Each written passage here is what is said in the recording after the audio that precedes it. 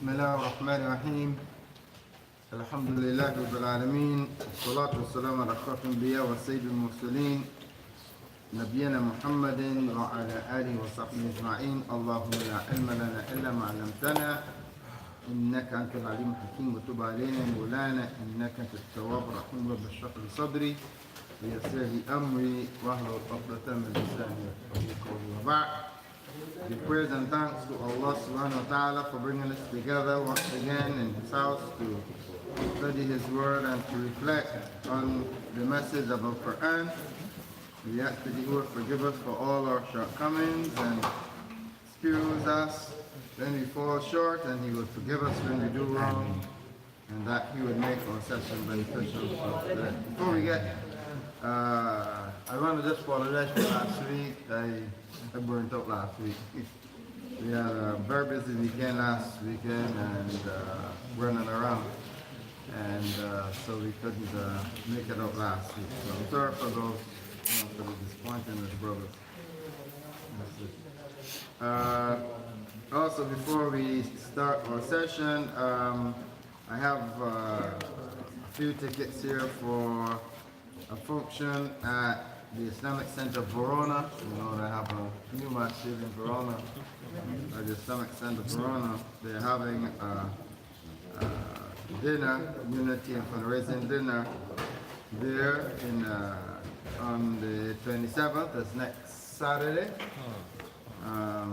The 27th. We're going to begin at 6 p.m. They dropped a few tickets by me. I have it's $30 for a ticket, so I hope the brothers and sisters can actually take the tickets and support the event of brothers there trying to raise some money to finish pay off for the building. You know, it's a synagogue that the brothers took over. This has been a growing trend here in Jersey, that Muslims were able to buy the synagogues and trying to make masjids. So it's good. So this is one of the synagogues in Verona that they were able to take over, and the masjid now, and they're trying to finish pay off. So they have a fundraising dinner. It's only $30, not a lot of money. $30 for the ticket. So inshallah, I have a few tickets that the brothers can take them, inshallah.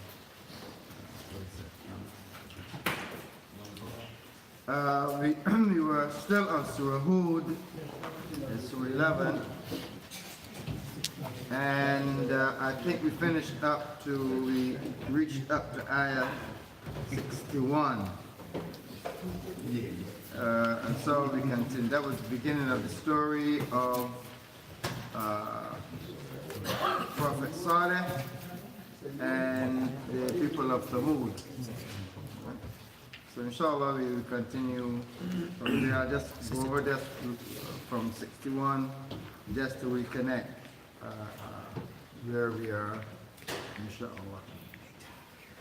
أعوذ بالله من الشيطان الرجيم. وإلى ثمود أخاهم صالحا قال يا قوم اعبدوا الله ما لكم من إله غيره هو أنشأكم من الأرض واستعمركم فيها فاستغفروه ثم توبوا إليه إن ربي قريب مجيب. قالوا يا صالح قد كنت فينا مرجوا قبل هذا أتنهانا أن نعبد ما يعبد آباؤنا وإننا لفي شك مما تدعونا إليه مريب.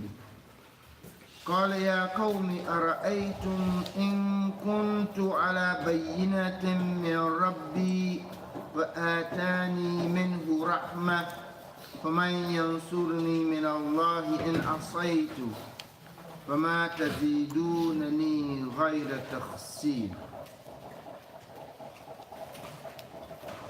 English translation reads, and to Thamud, the people of Thamud, we said their brother Saleh. He said, "O my people, worship Allah, you have no God besides Him. He brought you forth from the earth and settled you thereon.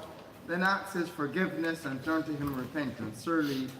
Certainly my Lord is near and responsive. They said, O Saleh, you have been among us a figure of good hope till this new thing you brought. Do you now forbid us to worship? This from the worship of that which our fathers worship? But we are really in grave doubt as to that which you invite us.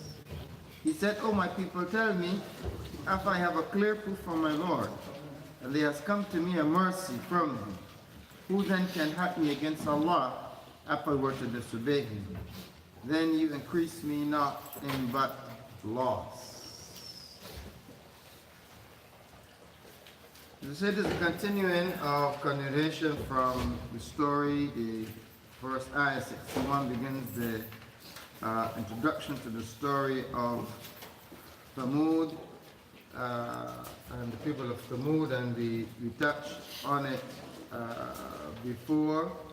We touched a bit on the Thamud. We did cover up Thamud also, the whole story before. But we did went through quite a bit on it. Let's quickly wrap it up. And we mentioned that these were from the older people from the older times, descending from the people of Noah or so, from the early time, or from the people of Ad, right, that came before them. They live in the northwestern part of Arabia. And they used to make the homes out of the side of the mountain. They used to build their houses, and the ruins of their place is still existing to this day, because they used to make out of the rock itself. And they were very strong and powerful people, very big, and Allah gave them a lot of progress. They were very, very big and powerful people. So they used to make their houses out of the stone, out of the side of the mountain. Their place still in the Nabatea civilization, I think they used to call it, in that area. You still find that some of the ruins still exist to this day. And Al-Waqidi in his Al-Maghazi, he did mention that the Prophet ﷺ on his way to in that area, he passed by the ruins and he did give some lessons about the people that inhabited those ruins, and then he hurried past because the Prophet ﷺ did not like to stop in places where Allah SW's wrath fell. Right, so he didn't like to stop in those places and stay in those places where the wrath of Allah fell on the people. Rasulullah would try to move as quickly past that area as he can. And so Saleh, he addressed the people and declared his message to them and asked them to submit to Allah subhanahu wa ta'ala, seek his mercy and his forgiveness, and submit. And so the response of his people was, قالوا يا صالح قد كنت فينا مرجوا من قبل هذا. They say, well, Saleh, until now, up until this time, we had great hope in you. You know, you were a person we look forward to. You were a great person until you come with this stuff about worshiping Allah alone and not and giving up the worship of our forefathers that we used to. How can you stop us from worshiping that which our forefathers have been worshiping all this time? What's wrong with you? You were good all the time, and all of a sudden, what happened to you? Basically, that you're coming with this. And so this dialogue continues in this manner when he talks with his people, you know, that their response is, you know, to him is, you know, Saleh, the new Saleh. Right? As well as Akhahum Saleh. They knew Saleh very well. They knew all about the report. And this ayah confirms that. This ayah confirms the standing of Saleh in the eyes of his people. Right? The standing of Saleh in the eyes of his people. This ayah confirms it. This is كنت فينا مرجوا قبل هذا. Marjuan, we had great hope for you. We had great hope for you. You had a bright future with us. You know, we look forward, you know, because of your wisdom and intelligence and maturity and dignified personality, you know, you impressed us. And so we had looking forward, you had the makings of a great leader, maybe one day becoming even our leader. You know, they built up, you were like this. What happened to you all of a sudden? What happened to you all of a sudden? That you know come with this strange stuff. Tell us that we had to worship Allah alone and give up the worship of our fathers. And so the reality, a point comes across here that people continue on falsehood and they don't give thought to what they're doing. They just do it by tradition, just following it, and they uphold it and they keep to it, stick to it. And it's not until the truth is presented to them, then they really start taking a position. But before they just go this way, habit. But the moment the truth comes, the reality that what happens is this: the moment that the truth is conveyed to them, they become solid, as they did with the Prophet. They become disenchanted with the individual one time. You were a good man all the time. What happened to you, man? They became disenchanted because he started now speaking truth. The moment you start putting them, you start putting truth before them now they got to deal with it. They come back and attack him. Not because of him, but because of what he said. And this is the reality that happened to the Prophet ﷺ. You know, his honesty was beyond reproach. His truthfulness was clear and accepted by everyone. They call him, you know, the trustworthy one. He had a great personality. People liked to be around him, and he had outstanding qualities that reflected, and you know, people loved him for it and respected him for it. But the moment the Prophet Muhammad went to Batha and he addressed the Quraysh and says, you know, that I'm a warner from Allah subhanahu wa ta'ala, warning about the powerful doom, immediately the reaction, like Abu Lahab, his reaction was immediate. His reaction was immediate. He said, Tabban lak ali hada jama'tana. May you be destroyed. This is what you call us here for, this nonsense you come to. And right away, his reaction was immediate. So all the time, you know, the Prophet was, so this is the reality, and this is one of the things that we realize, you know, that the moment that you declare your truthfulness, you reveal truth, and you present the message, automatically something had to be wrong with you. Automatically something is wrong with you. They asked, you were okay with us all of us. What happened to you? Same thing with the Prophet Muhammad sallallahu alaihi wasallam. The more he comes, he must be possessed. Something had to happen to him. Right? As though presenting the truth is a serious challenge. Why you want to do that? We were doing okay all along. Why now all of a sudden you want to come and you want to rock the boat? You know, and this is the reality about it. You know, you shouldn't rock the boat. Everything is going okay. We doing fine.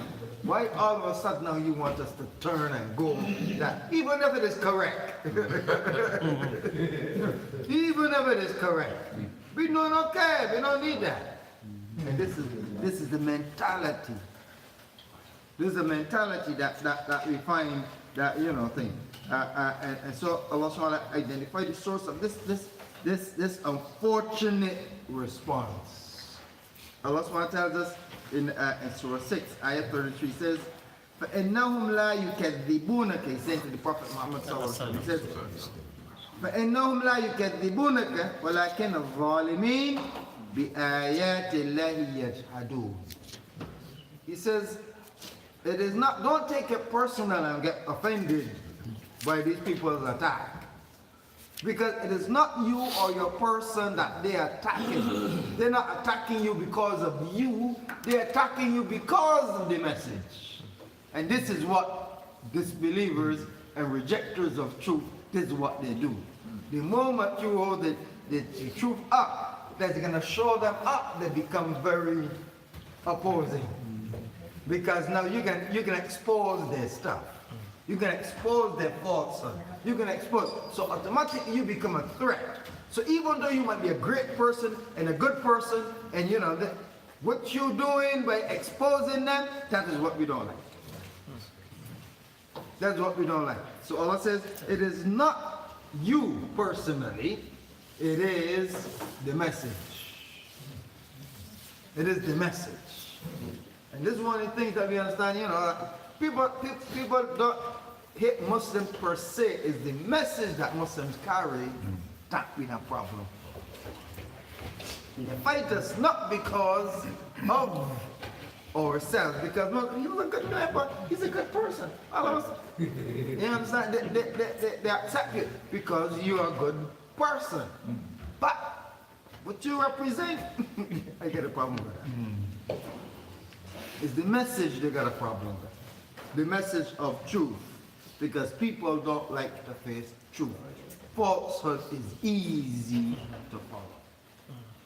There are no restrictions. You do as you want. No restriction, no limitation. All right. So it's easy to work with.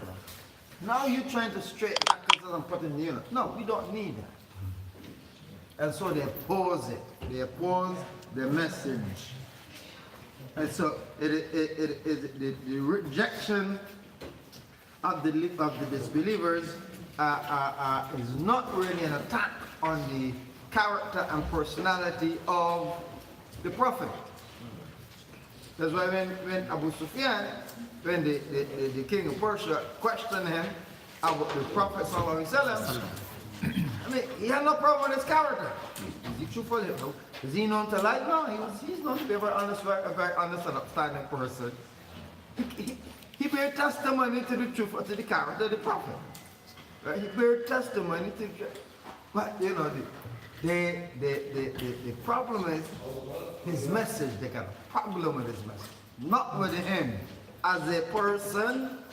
That's why they could still bring the valuables and leave them with them. Because his personality hasn't changed. He's not all of a sudden he become dishonest and a liar and stuff like that. No.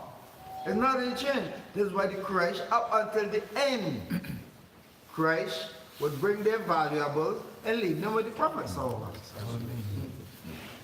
Because his personality hasn't changed. He's still who he is. And they acknowledge that. So it's not a problem with the personality and character of the Prophet. They had a problem with the message of the Prophet. And this is the same thing that happened with us today. Right? People don't have a problem with us as individuals, who we are, because you know you might be a neighbor or a colleague or you know or so, and we have a good rapport. You get along very fine, but the objection is not to you. The objection is to what you represent. You represent truth. You represent guidance. You represent the message that stands in stark opposition to what they want to follow. They stand in stark opposition to what they want to follow. So denial is towards the message and not to the Salih. So Salih, you were okay all along. No, until this stuff, you start talking about this stuff, until you start talking like this, you were okay. So something must be wrong with you. Because you were doing pretty good. We have great hopes for you, man. Now all of a sudden you bring in this stuff. Wait, see, it's a condition of the disbeliever. It's a condition of disbeliever. And the thing is that if you look at the difference, you know, there's a fundamental difference between the rationale put forward by Islam, by Saleh, and by the prophets of why we should worship Allah alone and not associate partners with Him, and the rationale of the disbelievers for worshiping what they worship. The rationale why of that is put forward, that put forward by Islam as to why we should worship Allah alone and not associate partners with Him, and the rationale of the disbelievers, right, for the worship of their idols, of their false gods. The rationale is stark, right? The rationale is stark. Why Saleh said you should worship Allah alone and turn to repentance? If you go back to ayah 60, what it says, you know, يا قوم اعبدوا الله ما لكم من إله غيره هو أنشأكم من الأرض. He it is who originates you, brought you forth from the earth. He it is who created you in the first place. He's your creator. And your owner, master.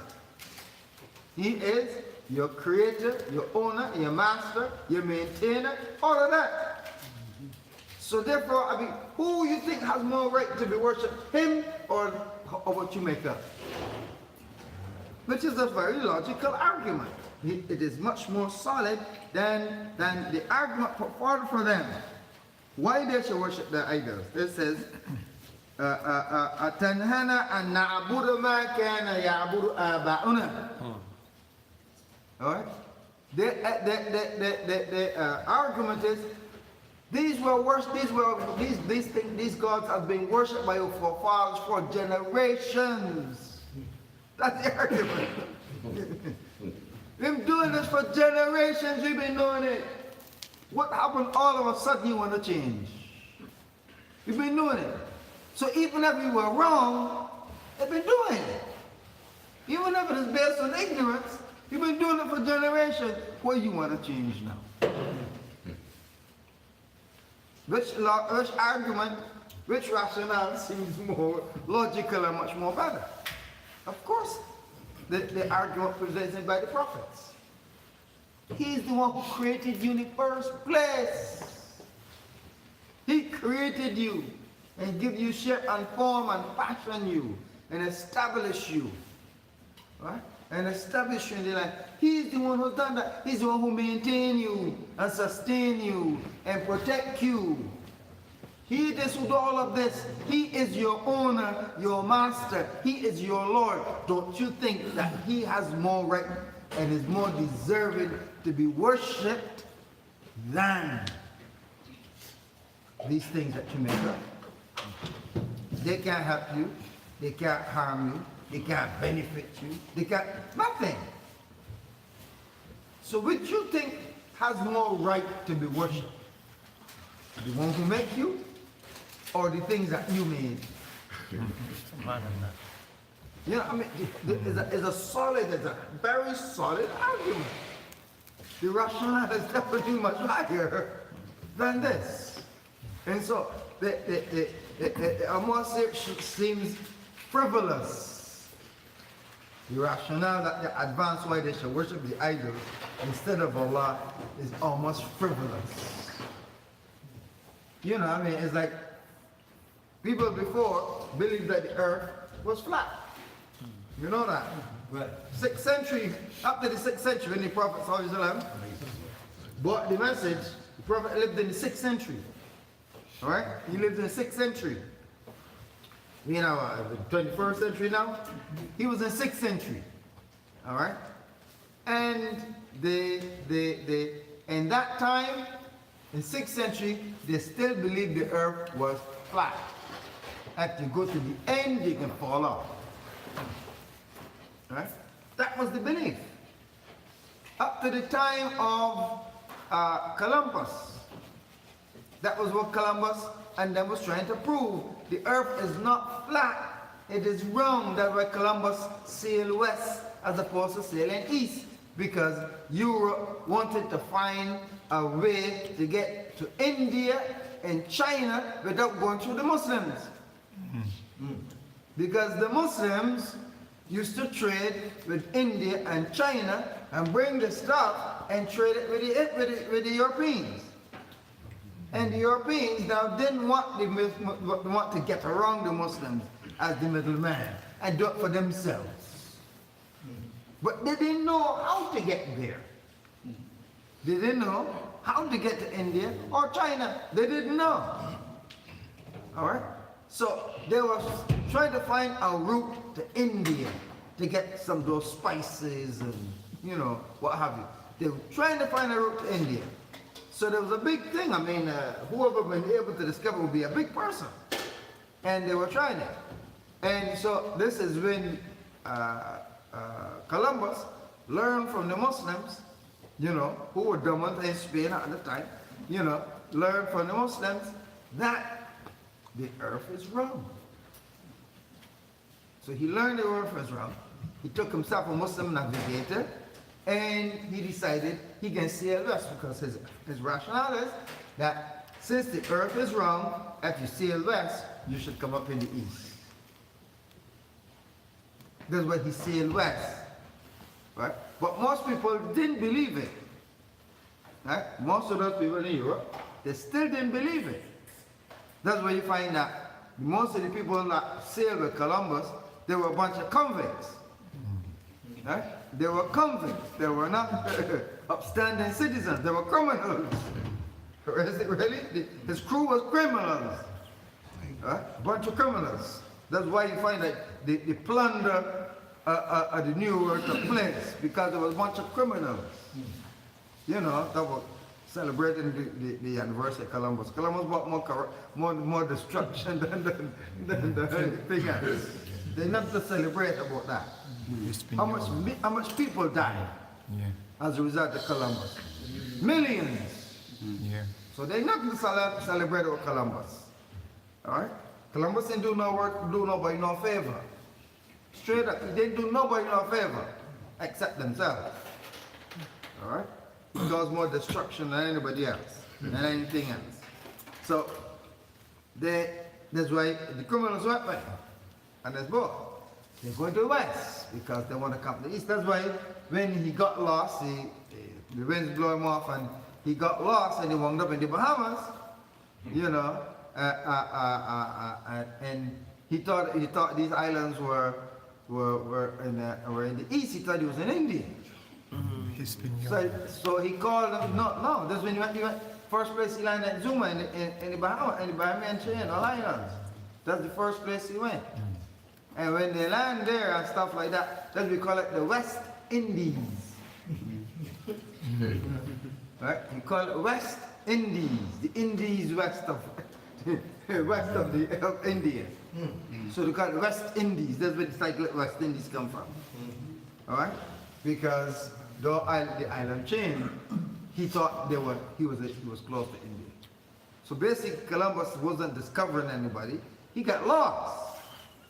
He got lost, and if the indigenous people then find him and give him some food and water, the ball must have been perished. And then he come back home, bring some stuff, and he come home and say, see, I discovered this, you know. Anyway, sorry about that. But, unfortunately, you know, but the reality is that, the point I'm saying that they were looking for a route to India because they believed the earth, after they learned that the earth was round. And then eventually, of course, he never got to India. His second trip, he wound up coming to America, but he never really found it. It was Vasco da Gama. He eventually, with the Muslim navigator, he was able to arrive in India, right? Vasco da Gama. So Vasco da Gama is one who is credited with discovering a route to India. How you can discover something that was there all the time? Right. You discovered America. You come and find people in here you discovered. When he came, the people were there. Then people, when he came in America, you know, this place was so cold at them, and then teach him how to survive because they were all perish. People take care of you every time you discover. You discover nothing. You discover that you were lost. That's all. You discover nothing, you know. But Vasco da Gama, they said that the credit Vasco da Gama with discovering the route to India. No, he discovered nothing. The route was there. The Muslim was doing that all along. And trading with you, bringing stuff to you and selling you. Hey, you just get for yourself, that's all. You know, and this reality anyway. I'm sorry for going off on it. Those things does really get me a little bit sometimes. You know. But the point I was trying to make that if we believe and continue, people can for all our lives believe the earth is flat. It is flat. We would not accept that it is wrong. People would still be scared to travel beyond the horizon. People would still be afraid to travel beyond the horizon. But you know, so when reality truth comes, you gotta accept, even if you've been doing it all along. You're doing it on ignorance. You're doing it all. People believe, you know, Ptolemy believed that the earth was the center of the universe and that the sun used to go around the earth. You know the theory of Ptolemy, right? He believed that the earth was the center of the universe and the sun went around the earth. That's what he believed. Till the Muslims said, no, discovered that you're wrong. What are you talking about? The earth is not the center, the sun is the center, and the earth go around the sun instead. But all this is stuff that, you know, that Muslims, when the Muslims begin to introduce these different things into Europe at a later stage. But what I'm saying that this argument, so this argument that, you know, we've been doing this for generations is not a solid argument as to why you should continue to do it after realizing that there's a better way to do it. Right? After realizing there's a better way or more correct way, why would you want to stick with this? You understand? And this is what Saleh is telling them. You know, the arguments, you know, he says to them,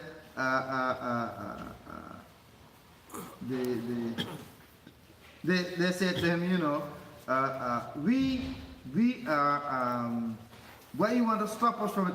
Inna la fi shak, we got doubt. Inna la fi shak, we have great doubt. We have a lot of doubt concerning you. We doubt what you say. We can't accept that. I mean, you're a good man and all of that, but you saying, boy, we can't take that. We can't take that. Why? Because it clashes with what they want to do. They want to stick to the old ways of worshiping the idols, and so they will prefer you not bother us with that. Let us continue with it. And this is an unfortunate situation. People to this day, that's a position. Right? To this day, that is a position of people. That they would prefer. Our forefathers have been doing this, or we've been doing this for generations. How all of a sudden, you tell me that, or I said, you think that our forefathers, for all these generations have been doing this. All of a sudden you come and tell us now that our forefathers were lying, that our forefathers were false. You think that you know more, you know better than our forefathers? And stuff. These are the arguments that they use why they should not follow the truth when it comes, but they should continue with their falsehood. It's not a proper argument. What if your forefathers was wrong all along? Just like the people who thought the earth was flat. They were wrong all along. Yeah, people believe it, but it was wrong. People believe that. They believe that the earth was the center of the universe. Yeah, they believe it, but it was wrong. It was wrong that he pointed.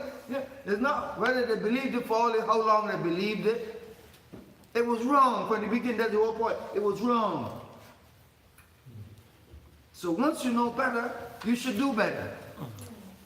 If you know better, you should do better. That's right. That's a logical, common sense point. You should do better. So the Prophet is in Yeshua. I bring the truth to you. Why you prefer that over what I give you? And this is the reality that is here. And it said, we have doubt. We doubt that. We sticking with what we got. We doubt it. We sticking with what we've been following all along. We have doubts. Call it Ya Qawmi. And this is why he continued there. He says, Ya Qawmi ara'aytum in kuntu ala bayyinatin min Rabbi. Say, oh my people, what do you think? Right? You know, you're making a proposition to them. What do you think? Have I stand on clear evidence and guidance from my Lord? I receive clear guidance from my Lord concerning these matters. That I'm talking. And I'm not trying to present anything out of my own ideas or in opposition to what you used to do. I'm presenting to you what my Lord conveyed to me. I'm presenting the truth. It's not from me. It's from Allah, your Lord. I'm presenting this to you. Yeah? And He has bestowed His mercy on me. وَقَدْ آتَانِي رَحْمَةً وَآتَانِي مِنْهُ رَحْمَةً. And He has blessed me. And He blessed me with prophethood. Right? Here He's declaring His prophethood to them. Right? He's declaring His prophethood to them. And He's blessed me. Right? With the blessings of prophethood. فَمَنْ يَنْصُرُنِي. So who is there that can help me? Min Allah. Who can help me against Allah? If I should listen to you and follow you in what you say and choose the idols over Allah, who from among you can save me from Allah's punishment for doing so? Right? This is a question. Notice that the two questions presented. The first question is, you know,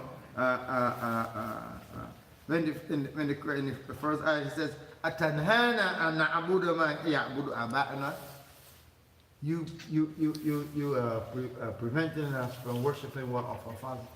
That question is a question because a istifham inkari. It's istifham inkar. It is a question of disdain. A question of disdain. What's wrong with you, man? You know, as a disdain, a question of disdain. This other question here that Salih presents to them, right? أَرَأَيْتُمْ إِن كُنْتُ عَلَىٰ بَيِّنَةٍ مِّن رَبِّي. This is this ayah is فَمَنْ يَنْصُرُنِي مِنَ اللَّهِ. Who can? This is istifham nafi. Right? Istifham nafi. This is a question of negation. In other words, none can help you. And you know that when you put a statement in the form of a question, it makes it more stronger, right? And gives it more emphasis when you put a statement in the form of a question. All right? Right? This is it linguistically. It makes it stronger. So here, man yansuni min Allah. Of course, nobody. The answer is known. It's clear, right?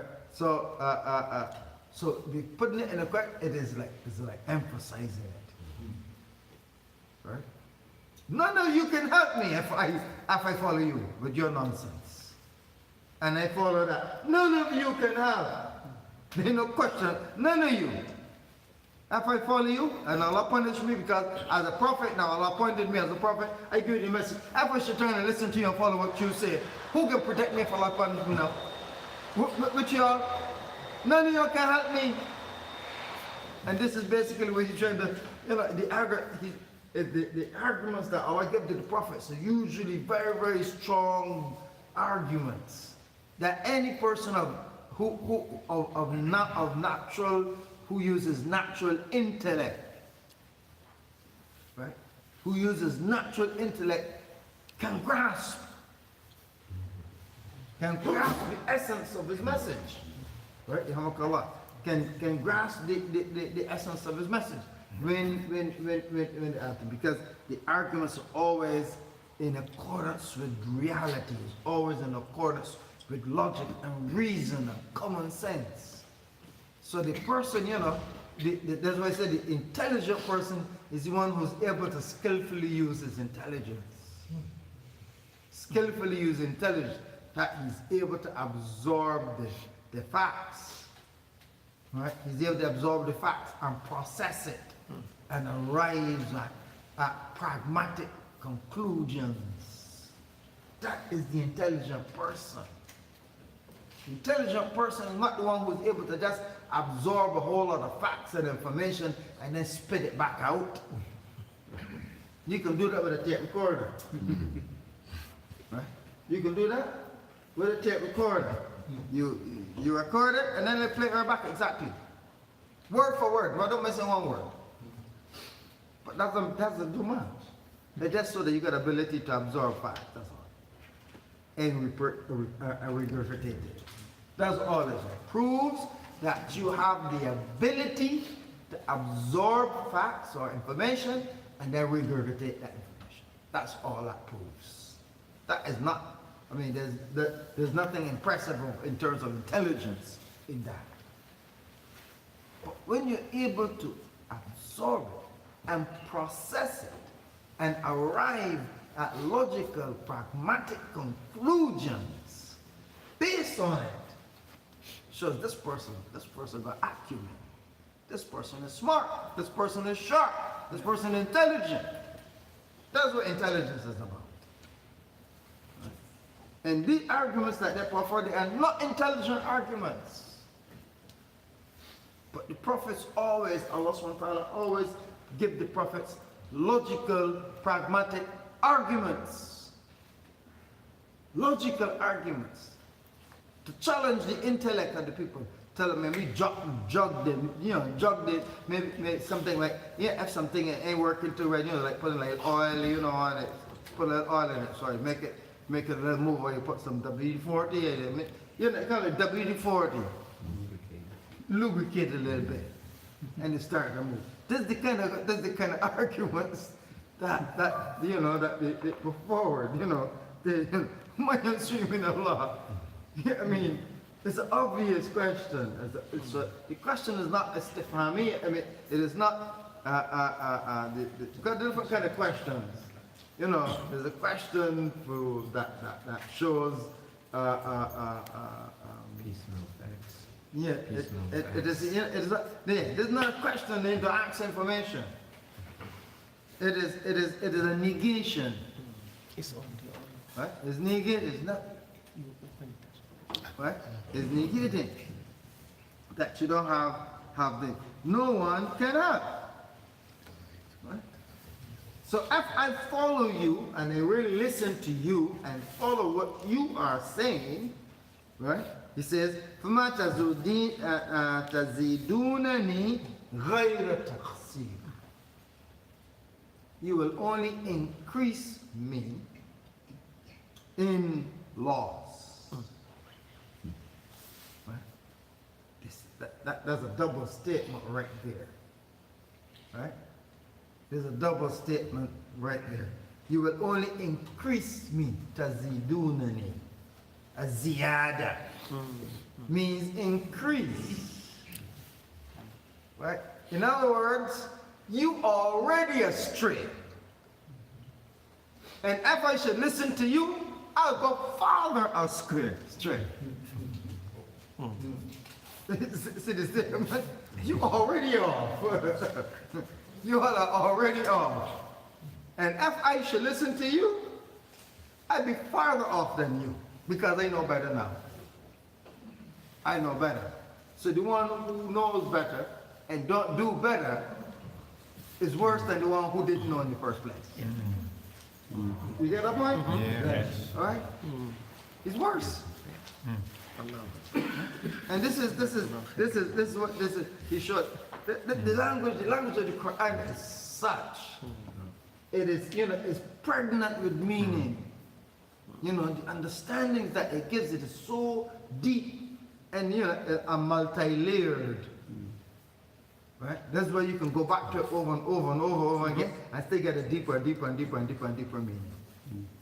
Because it's so multi-layered. The understanding of the Quranic language is such. It's the highest level of human literacy that there is. Arabic language is the highest level of human expression. Highest level of human expression. There's no language like that. Right? There's no language like the Arabic language. And all languages come from Allah subhanahu wa ta'ala. Almighty God, Allah make all languages. So all language is good. Right? No languages is bad. Right? Because everything that Allah make is good. As he says, أَتْقَنَ كُلَّ شَيْءٍ خَلَقَ. He perfected everything that he made. So everything he made is good. Alright? So all languages is good. It's just that with Almighty God Allah, He have some things that He makes some things better than some. He chooses some over some. He makes some better than some. Right? But they're all good. We on our own, we can't make that kind of designation. But Allah can do that because He's the one who make it. Like Allah says, He is for honored some. We have honored some prophets over others. We as His creation, we can't make that kind of tough deal. We have no authority to make that kind of tough deal. But Allah can, because Allah is the one who makes it. So in creation, that the whole thing, that's why everything is go back to Allah. Because we can't make tough deal in that level except by Allah. Alright? Because He's the one who make it. So He knows. He knows the nose of things. And therefore He can make that kind of tough deal. So the Arabic language, just like the day, like Jumu'ah, you make the whole week. And every day of the week is good. As long as you get up and you take a nice breath, man, it's a good day. Right? It's a good day. Right? It's a good, sometimes it's a good day. I know it's a good day. I mean, I'm talking to you, man. It's a good day already. You know how to tell me it's a good day. I know that when I got up and I started breathing, I know, and I look right, I can see everything, and I ain't got nothing came me. It's a good day, man, for me. You understand? So I started, I know already it's a good day. So you know how to tell me good day. I know that already. So like Muslims don't greet like that. Good day and good afternoon and good morning. We don't greet like that. Assalamu alaikum. Much better, man. I mean, we share peace. We share a lot of peace. We pray for you and you pray for me.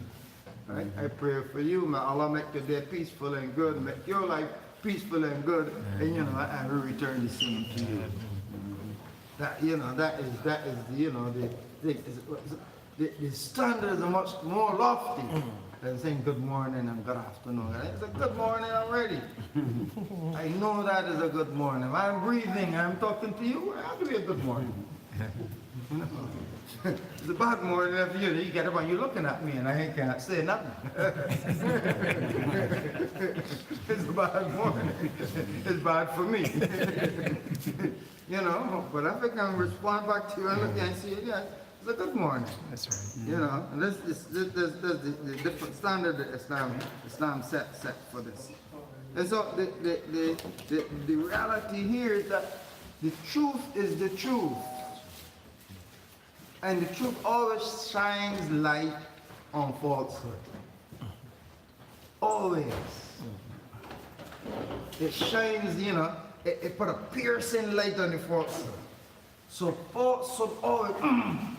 right away, you know, the moment he get mad. They get mad. I mean, what's wrong with you? What you? Because you can show him up. You can show him up. That's why Abu Lahab was so mad with the Prophet. What you trying to come to shake the ball? What's wrong with you? Everything is going so good all of a sudden. Now you want to come with this stuff because he understands what it means. You come to give up all these items because, and you look at it, it's not just tradition. It's business. Right? All the gods were made by the Quraysh. They were all made the gods from the stones of Mecca. You can make no god from nowhere else with no stone from anywhere because the stones of Mecca the one that you make the god from. Because them is the holy stones, they're the holy city, holy stones, so then you're gonna make the gods from there. So when you come, you buy the stone, you buy it, you can come and buy a god from there. Yeah, that's basically how it works. It's business, man. You understand? It's business. No, if you tell me now like this, all that is just racist and that's garbage, just nonsense. You're like, what are you trying to do now? You trying to lower the standard. What's wrong with it? What's wrong with you? If we listen to you, I mean, this is what we got to give up. To worship Allah alone and declare all these things and worship Allah. We got to give up all of this stuff. What's wrong with you? You think we can just give it up just like that just because you said so? And that's basically what was happening. Same thing, you know, it repeated with the prophets. So here Saleh is the same challenge that Saleh is facing. Right? He shone the light of truth on the faults of the people, and the people just react to that. People, because they want to hold on, and they're reacting to on this. And you know, he set the record straight. I think we stop at that point.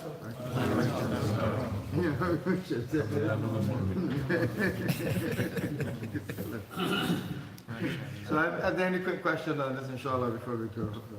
I have a talking about people worshiping, doing the wrong things, and say,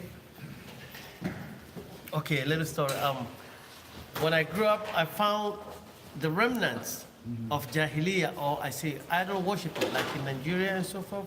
They used to have, they mix their Islam with idol worshiping, jinn worshiping, and the like. Yeah. So that is the Islam. Many traditional Muslim societies. Yes. So that's the Islam that our grandparents also, that's the only Islam they had. Yes. And that's what they know, and they take it to be a pure Islam. True. That's what they live on, and they die. So what happened to them? That's why some of us are still following that, like you, Wajena Abana. They still follow and they don't want to leave it, whereas there's the light. So what happened to them? That they have nothing. That's what they got. That's between them and Allah. That's between them and Allah. And that's the case not only in Nigeria. You find it throughout the Muslim world. You find that throughout the Muslim world, traditional Muslim societies, that they have a lot of their the Islamic teachings is mixed with tradition and folk stories and folk tales and stuff like that. And so the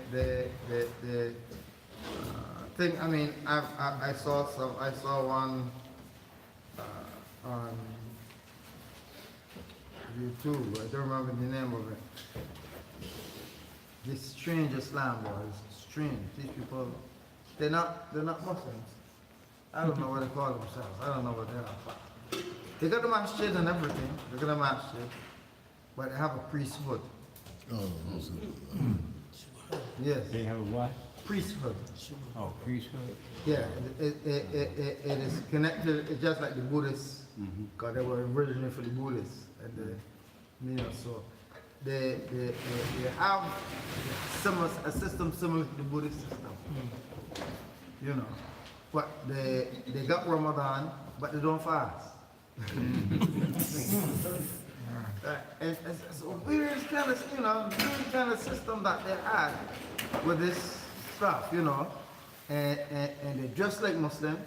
They got masjid and everything, but the priests over there, the Buddhist thing, the priests who control the temple and tell the people what up, the same thing, this is.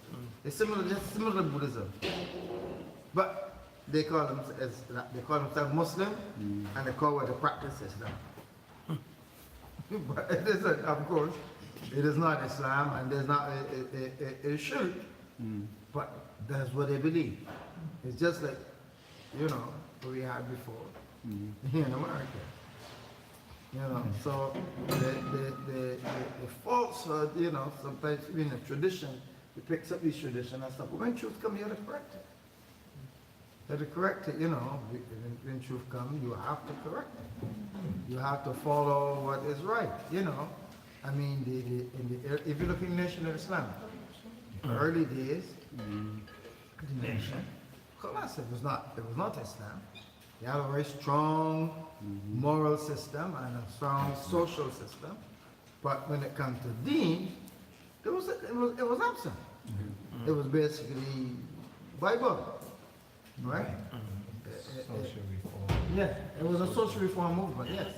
But it carried the name of Islam, and they were called Muslims, all right? But, once the truth comes, you got to make the transition. You have to make the transition. That's why, Wazir, may Allah have mercy on him and grant him Jannah. I mean, once you realize, look, man, this ain't right. This ain't right.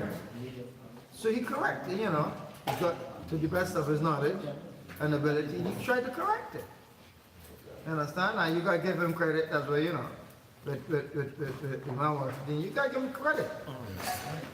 You get credit where credit is due. According to his knowledge and his ability, he tried to correct things to the best of his ability and his knowledge. You understand? So you can't fault him, because he tried. He tried to get those people off on Sunnah, on Quran and Sunnah, and he would preach them. If you listen to any of his lectures before they were all, telling people they need to get back to, you need to come to Quran and Sunnah. Yes, okay, we went through in that. That was it, and that, that was where we lost it. But now, this is what we're supposed to do. I'm telling you, this is what we need to do. And you need to go and learn and study yourself and understand what it's all about. Because this is the correct thing. So, I mean, he did a serious job and all that. But, so somebody will come and say, no. I can, what we've been doing before is good, it's good with me, I'm continue doing that. I want to follow what we found our fathers doing. Yes, we've been doing it and they've been doing pretty good with it. So, what should we change now? No, we're not going to accept it going now. So the people who oppose him had to be the wrong one, not the right one. The people who oppose Imam Wafdi had to be the ones that is wrong, not him. Because he tried to pull the people, but like, this is where we're supposed to go. We make a mistake. That was, this is where we're supposed to go. So that is reality, that is, you cannot, I say you use the same similitude here. Exactly. But ourselves, people, we've been doing this, we've been doing pretty fine all along. Now, you want to come and take us somewhere else. What do you want to do? We want to take us. All right? This is good enough for you to stay with us. So those who came over with him, who really listened to him, they adopted Quran and Sunnah, and they started performing Salah, and they started learning about Islam, and and doing the rest. And those who didn't remain in the wilderness. They remain, because they said they were in the wilderness, right? They remain in the wilderness. They think that they come out of the wilderness, but they're still in the wilderness. Is it because Allah allowed them to believe that this economical and this worldly success they attribute to themselves instead of Allah? Well, Allah don't make people wrongdoing fair seeming to them. Allah says the shaitan who does that. Yes. Like the shaitan makes people's wrongdoing fair seeming to them. Allah don't do that. That's the shaitan who does that. He makes people think that you're doing okay. وَيَحْسَبُونَ أَنَّهُمْ يُحْسِنُونَ سُنَّةً. You make them think that they're doing okay and you're doing good. Because that's what shaitan does. But he allows. You know, when you do evil and stuff, you're doing bad, and you're evil, you know, he comes and he pats you on the back, man, you're doing good. Keep it up. Keep up the good work. And he pats you on your back. So you feel comfortable, you continue what you're doing. You know, but the true believer has to come and say, no, bro, Exactly. this is not, you know, there's not the way to do it. You need to go this way. Like, you know, I just say, you know, they were lost in the wilderness. I mean, if you take the story as it is, right? We are lost in the wilderness. Right? That's the basic teaching. Right?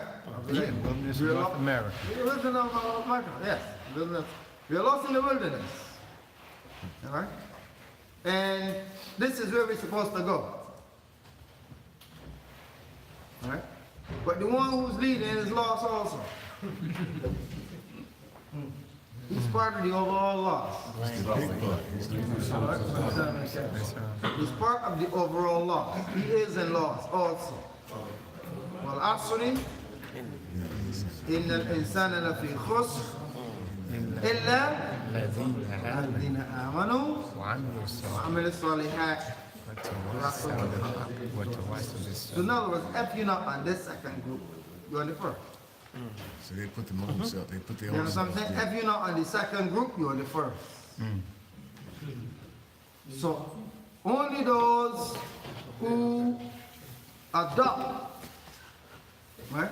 الذين آمنوا, believe in Allah and His Messenger, right? And follow through with it.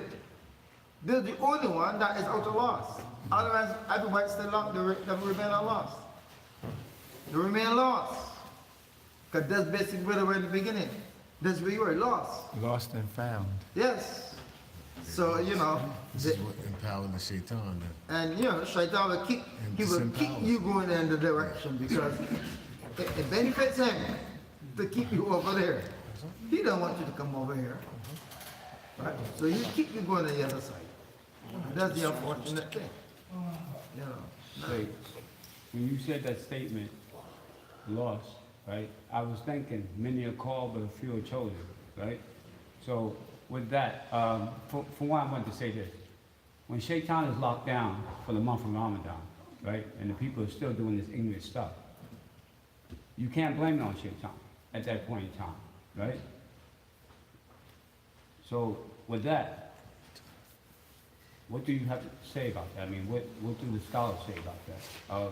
Do we consider ourselves as lost, as you say, or sick hearts, or what? Because I mean, we use Shaitan for a lot of reasons, but on that moment of Ramadan, we can't be use Shaitan because he's locked down, you know?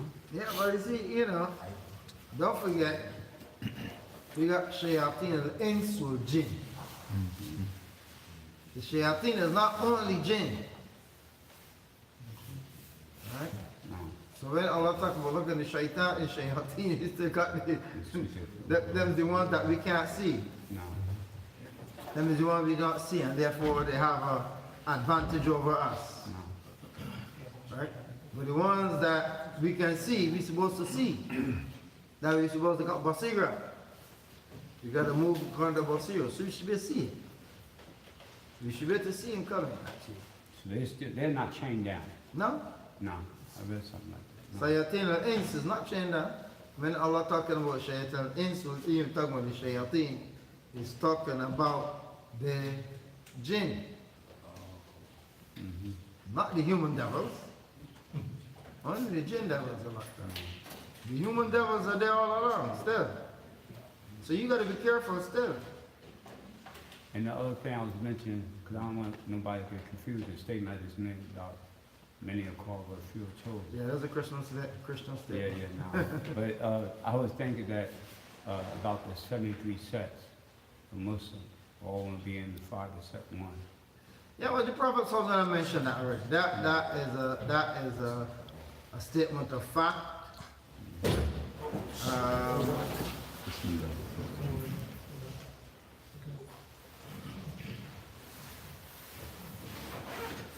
It's a statement of fact that the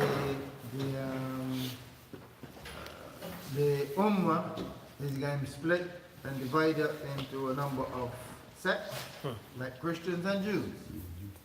Because we follow, the Prophet told us, we can follow the Christians and the Jews. Right? You will follow the ways of the people before you. He made that very clear. Right? So that's it, you know. It means that if you find somebody over there who is like this, you'll find somebody over here like that too. And there's some serious stuff, you know. You read some our people, you know, about being like those people, because, you know, man tashabba become for men. Whoever imitates the people becomes one of them. You know, becomes one of them. So, that this is it wise saying, or is it Matashabba becoming? Where is the source? The source of? Is it? It's not hadith. I know. Is it a wise saying or is it a hadith? There's a saying. Hadith too, right? Yeah, it's a hadith. A hadith. Okay. Yeah, it's a hadith. Man tashabba becoming for minhum.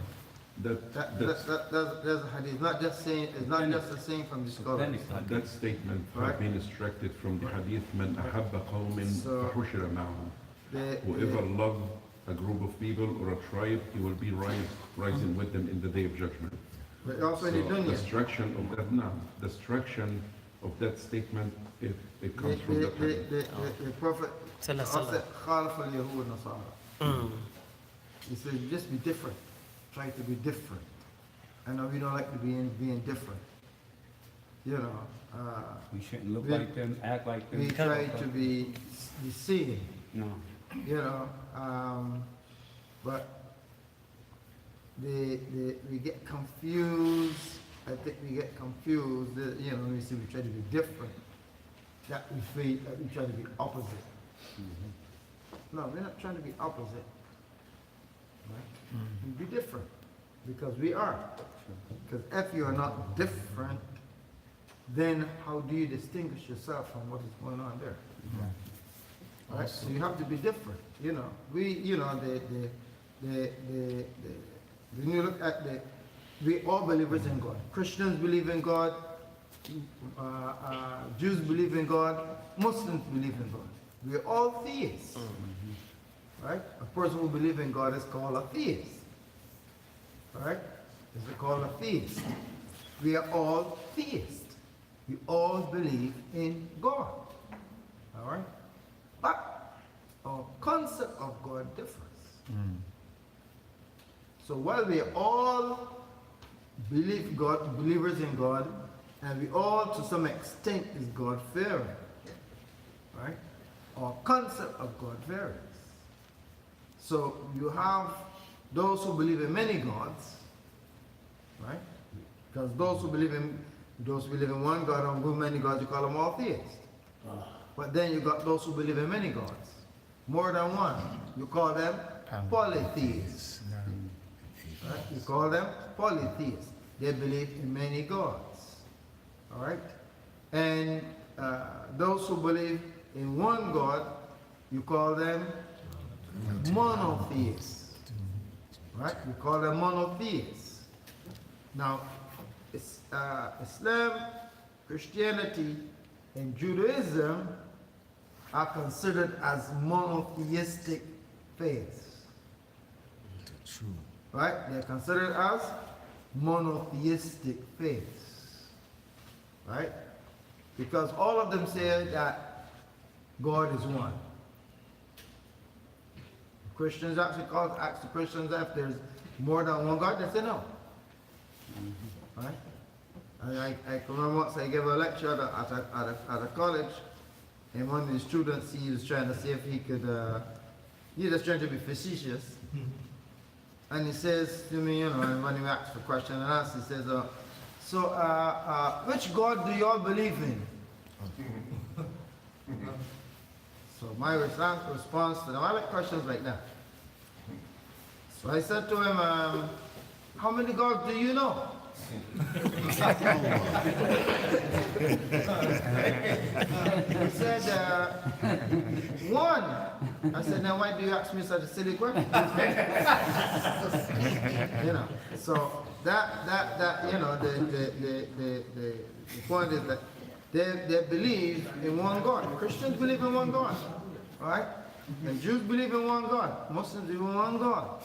Yes. So we are monotheists.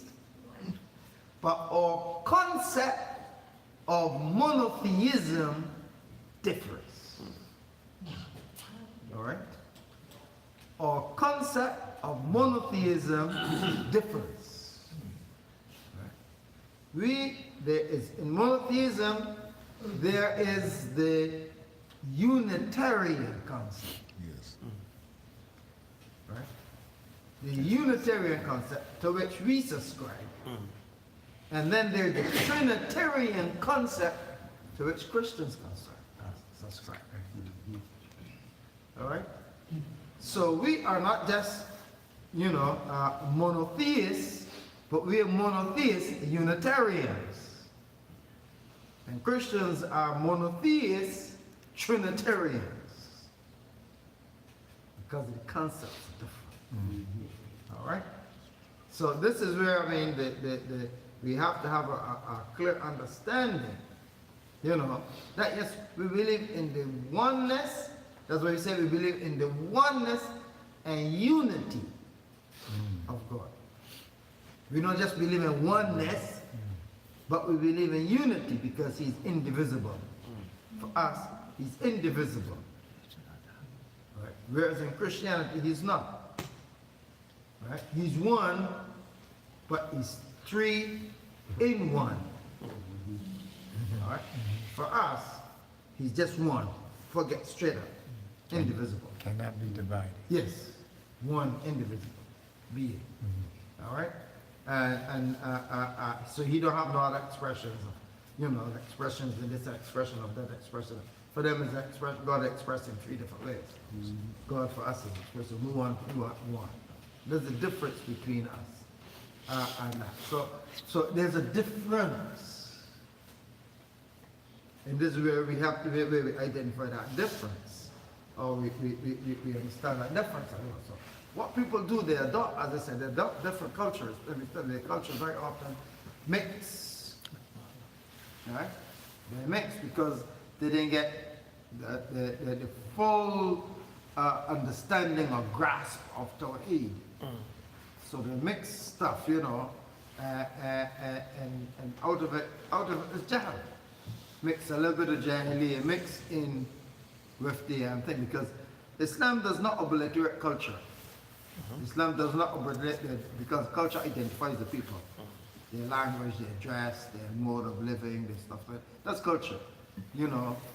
So Islam does not obliterate culture. So it's not say that you gotta, you know, give it your culture and look like somebody else. I mean, you don't have to do that. So that Islam has been able to blend the diversity of humanity together and still, with all that diversity, produce the unity of one Ummah.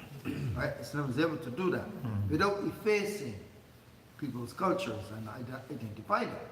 So you can look at this one is Indonesian, that one is Malaysian, and this one is Yemeni, and this one is even among the African nations. This one is still Malian, you know. A man who from a person from Mali, he looks completely different. You know, he's from Africa, but his culture show him different from somebody who's maybe Yoruba, you know, from Nigeria. You know, also you can see a distinction, right? In their dress, in the, you know, the cultural things. They, you know, that's just the language, but their language, and it's, you know, one of the things that I used to, that myself and some of my friends used to do when we were studying Medina, try to pick people out where they're actually from. Because you can see this.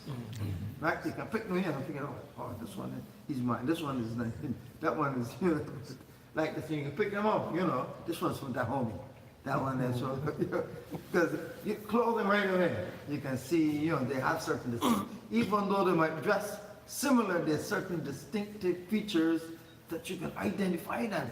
Mr. Take, do that, who can say, so who right? to do that above ourselves. Like that, and pick it up, but, and we have to pick them. Because like for instance, you got the izar, right? The izar is a lower loose garment that they wear.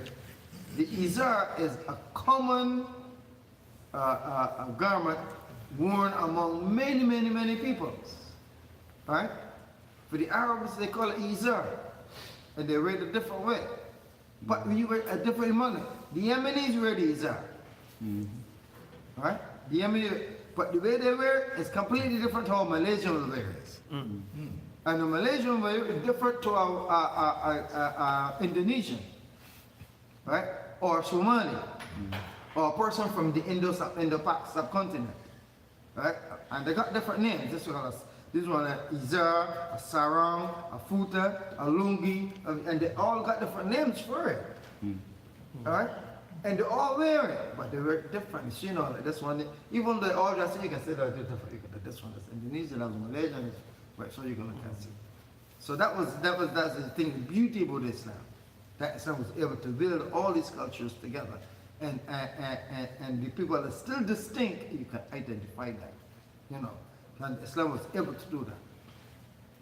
But Islam, doing culture. All these things that are beneficial and good, Islam approves it in the culture. So you can maintain all those identities. Those things that are harmful and bad and contradict Islamic identity, Islamic system, then they're prohibited and apostolic. So you remain a Muslim, but you're Indonesian Muslim. It's okay to be an Indonesian Muslim. You can identify it. And this is okay. All right? Because you're still Muslim. Even though you look Indonesian. All right? It's okay. And this is the unique thing with Islam. It doesn't create a barrier. So the differences because the differences are superficial. So the differences does not separate you. The differences just give variety. Differences just give variety, right? What separates you is when you add other things into it. So there's where the sex comes in. You start adding different things. So you believe, in different stuff in the spirit. You believe in the spirit, so you still worship. You believe in ancestral worship and stuff like that. You find among many cultures that still have ancestral worship. As part of it. They're Muslim, but they have ancestral worship. And they still do certain traditions. Many brothers from Africa there's certain things they have to do. Right? They have to do, and they have to go back home to get it done, Otherwise, they're going to consider outcasts. The family, from the tribe, right? Because everybody does it, and they will make sure to do it. Like tribal markings, for instance, tribal tattoos that they have, identify them, And I remember they would do it. They go back to get the child and have the tribal tattoo put on them, because otherwise they can look like an outcast. They're not going to, so they get tribal tattoos done, because they have tribes still do tribal tattoos right across Africa, from Sudan right now. Sudan, man, there's some tribes in Sudan, some terrible tattoos, man. I've seen women with some serious scars across the face, man. Completely disfigured. You're becoming from a private in the army to a sergeant, it's different ranks. No, these are the tribal marks that identify the face. Oh, just to identify that they belong to to do that on tribe. some might just do a small X or so, But some of them they're terrible, man, that they do to identify, Islam prohibits that. Exactly. That was part of the old thing that was done, tradition, so it's okay, according to tradition. But according to once you become in Islam now, then those Islam say you can't disfigure yourself. Exactly. All right? You're not supposed to disfigure yourself because Allah SWT made you beautiful enough. So you don't disfigure yourself. So that's why people do plastic surgery and disfigure themselves and do tattoos and disfigure themselves. You're not supposed to do that. All right? In this culture, they do it. Same thing. Disfigure themselves like that. You're not supposed to disfigure yourself. All right? So that is not acceptable. But people do it. They're Muslims and they do it. All right? And they got other, female circumcision. Some tribes, a very strong thing in some tribes. Some tribes in Egypt do it, in Egypt. You got it right across many places in Africa. Kenya, many different, they do, and West Africa also. You find that they do it in Indonesia and different places. Not all people, different, just tribal, it's a tribal traditional thing. That they do it. That they have to do female circumcision. Right? It's called, in this part of the world, they call it female genital mutilation. Right? But it's female circumcision. That's basically what it is. And they do it in those places. If you don't take your daughter, people, I know brothers who live outside here, they're not living, they're living it, and they have to go back. They say, we have to carry my daughter home. She's reached that age. I gotta take her home so that those old women can do this. Because the old women who does it, they gotta do this, they gotta do this stuff, Otherwise, she can't find, she might not find a husband from her mother, from the tribe. Right? She might not be able to find a husband from the tribe because she was not circumcised. So traditions like that, as I said, they keep, you keep tradition. And there are a lot of different traditions and stuff like that. Or part people, who got some stuff from from the Hindu lineage that they got was a Hindu practice, stuff like that that they incorporate into the faith, the religion and stuff like that. There are certain basic things, that you shouldn't keep. You shouldn't keep with you, those basic that contradicts the faith. All right, those things, cultural things, you put them aside. But unfortunately, very often you find to this day that many Muslims, culture trumps deen. Right? Culture trumps deen. So it is unfortunate, That's why it's an unfortunate. So, find a person, they're looking for a husband for their daughter, or they're looking for a wife for, he must be Indian, he must be India, or he must be from Pakistan. He has to be a lawyer, or she has to be a doctor, or she has to be so, and she must be from that particular tribe. She must be Gujarati, or they got these kind of yes, that has to otherwise there's a whole problem. This is which is not has nothing to do with Islam.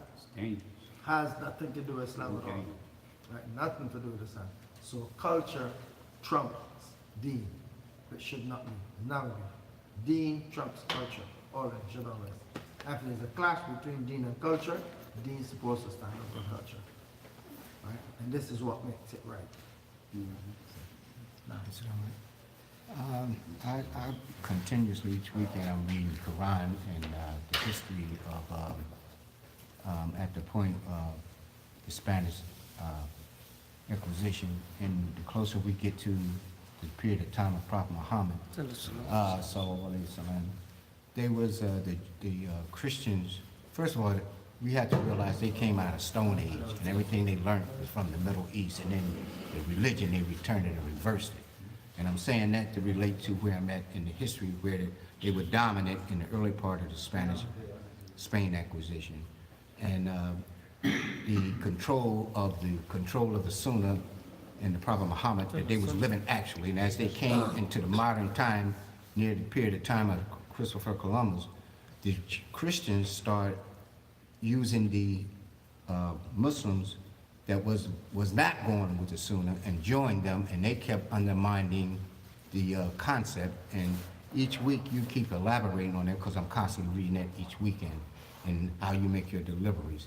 And that was causing the separation, how they was able to, Christians overcame the Muslims because they was getting the weaker Muslims joining up with them to undermine the whole concept. But the problem, the situation I'm trying to explain now is those same concepts at that time was why they went into the colonization of Africa, because they was learning that the popes was having them learn the religion and implementing it. And as they got powerful, they became dominant because they kept undermining the system. So you had colonization coming out there. And at the beginning of that period was the fall of the time of Prophet Muhammad. The Roman Empire, sallallahu alaihi wasallam, was falling then. He was sending an embassy. People don't realize that was only 1,500 years ago. 1,500 years ago that Prophet Muhammad lived. People think that was 2,000 or 3,000 years ago. This is in our time. We don't realize and think that this is in our time. You go back 6 generations, your own grandparents, you're almost back to that period. I'm doing that studies now, which caused it a major problem. But he was sending emissaries to the people of Rome back then, when the Roman Empire was falling. But we can't associate our mind to see these things as happening. So the problem is they made us ignorant. Christopher Columbus took all the slaves of the dungeons, and they was the one that undermined this government when there was people coming to the Americas for 5,000 years. When you study the history of that, way before Columbus was here. And they started marrying the Indians and killing the Indians and the chiefs. So now they got a big investigation of the families of the Ku Klux Klan from the Germans that was clearing the land and hanging the landowners. So they took the history out of the books to undermine us again, even to today. They done took that history out of the school system. My kids don't even know that.